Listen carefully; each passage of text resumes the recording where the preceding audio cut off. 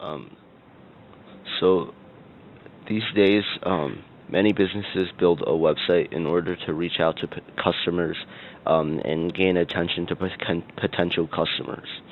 So for my final project, I created a website um, for a fake company called SockTech, and I tried to make it look as professional as possible. But I created a logo in addition to making a catch slogan. I created a main page, which includes the About Us section, the Our Vision section, and the Our Strategy section, which basically outlines the premise of my fake company. And also created a Get in Touch section that includes your email. I made an Instagram account and linked it, um, etc.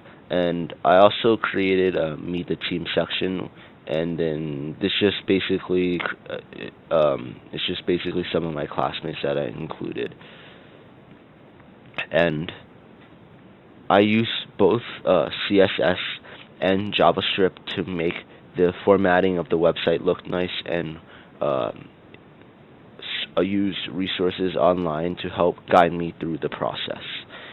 Overall, for this project, I learned a lot about website development, and yeah.